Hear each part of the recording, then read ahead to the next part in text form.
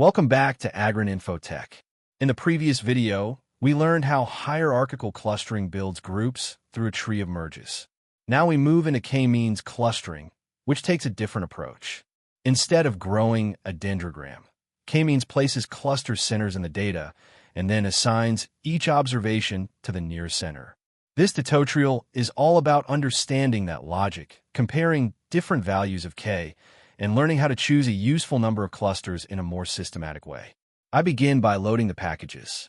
Tidyverse helps with data wrangling and plotting. Per helps me run the same operation across several values of K, and the cluster package gives me access to PAM and silhouette information for cluster quality checks. Then I load the same wholesale customers dataset, so the whole clustering series stays connected. The loading function first checks whether the CSV file already exists in the working folder. If it does, it reads that file directly. If not, it downloads the official zip file from the UCI repository, extracts it, searches for the CSV, and reads it into R. I keep the argument that suppresses extra column type printing so the console stays cleaner while the tutorial runs. Now I select the 6 spending variables that will define similarity in this chapter: fresh, milk, grocery, frozen, detergents and paper, and delicatessen. These are the features KMeans will use to place customers into groups. Right after that, I scale the data. This step is critical because KMeans is distance-based. If I skip scaling, variables with larger raw values would dominate the cluster centers and distort the grouping. By scaling first, I put the variables on a more comparable footing. Next, I run principal component analysis on the scaled data. I do this because the original customer space has 6 dimensions, and that is hard to visualize directly. PCA gives me a lower dimensional view, and I keep only the first 2 principal components, so I can plot the cluster assignments in a clean 2-dimensional space. When I print the PCA coordinates, the output shows a table with 440 rows and 2 columns, PC1 and PC2. That tells me every customer now has a position in this reduced visual space. Now I fit the first KMeans model with K equal to 2. I set a random seed first, so the result is reproducible. Then I use the KMeans function with the scale data, centers equal to 2, and start equal to 25. The centers argument tells the algorithm how many clusters to build, and nstart tells it to try 25 random initializations before keeping the best solution. This matters because KMeans can land in a poor local solution if the starting centers are unlucky. When the K equals 2 output appears, the first thing I notice is the cluster sizes: 399 customers in cluster 1 and 41 in cluster 2. So even at K equals 2, the data are not splitting into 2 balanced groups. Then I look at the cluster means. Cluster 1 has values near or below 0 on the scaled features, which suggests it represents the more typical customers. Cluster 2 has strongly positive averages for milk, grocery, and detergents and paper, which tells me this smaller group has a very different and much heavier spending pattern in those categories. The within cluster sum of squares is also reported, and the between cluster variation accounts for about 26% of the total variation.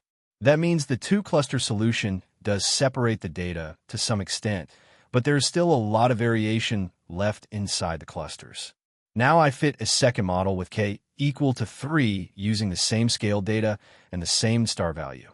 Again, centers tells the function to build 3 clusters, and nstart gives the algorithm multiple chances to find a better partition. The output now shows cluster sizes of 105, 13, and 322. This is still unbalanced, but the clustering is more nuanced than the K equals 2 result. When I inspect the cluster centers for K equals 3, I can immediately see a more refined segmentation. One cluster has moderately high grocery and detergents and paper values. Another very small cluster has extremely high values across milk, grocery, detergents and paper, and also strong values in fresh, frozen, and delicatessen. The third and largest cluster has lower values across most scaled features and looks like the main body of ordinary customers. The between cluster share now rises to about 38.9%, which is a notable improvement over the 26% we saw for k equals 2. That tells me the 3-cluster solution captures more structure than the 2-cluster version. Now, I visualize the k equals 2 result in PCA space. In the plot, I map PC1 to the x-axis, PC2 to the y-axis, and cluster membership to color.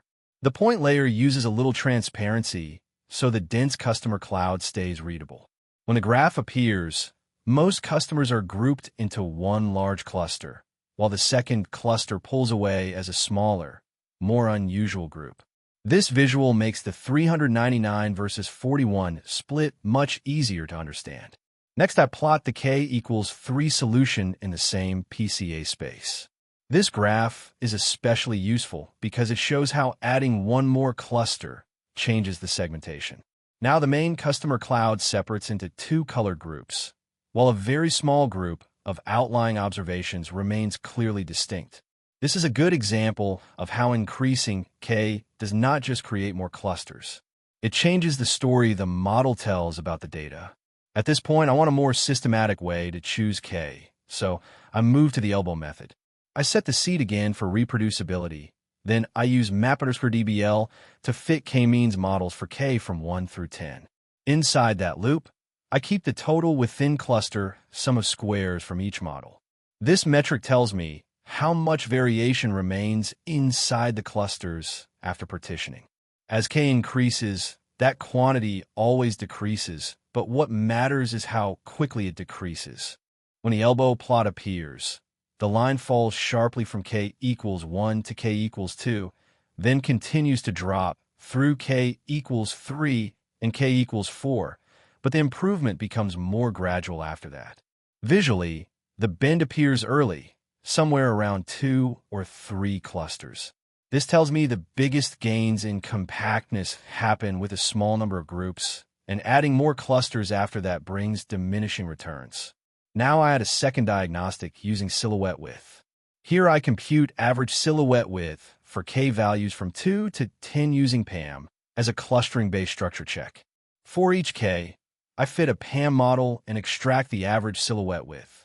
This value summarizes how well observations fit inside their assigned cluster compared with their nearest competing cluster. Higher values indicate cleaner separation. When the silhouette plot appears, the highest value occurs at k equals 2, around 0.41.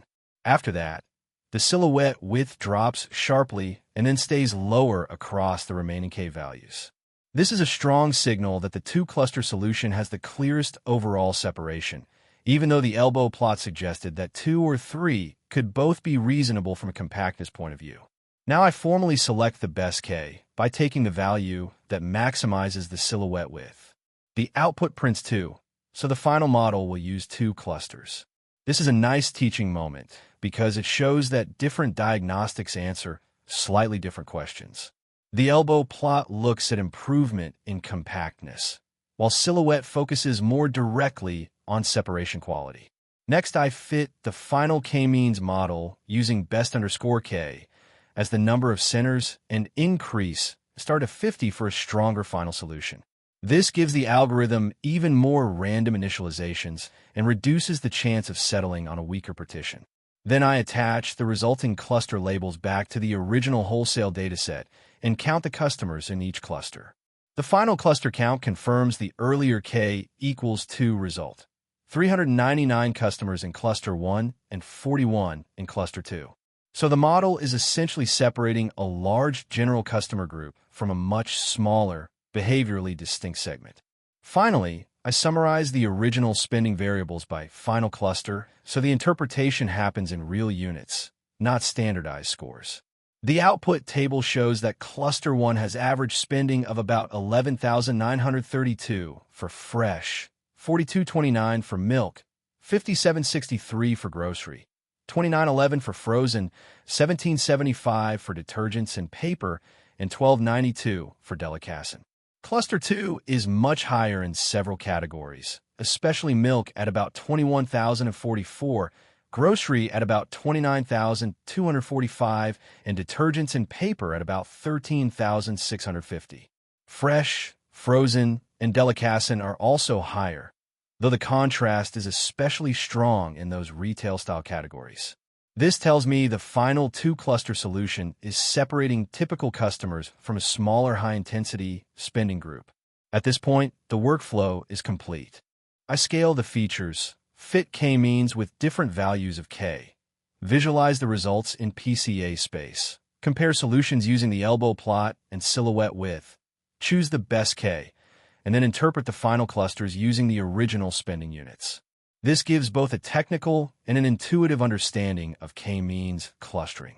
In the next video, we move into a real case study and apply clustering logic to a more applied dataset, so the segmentation becomes even more meaningful in practice.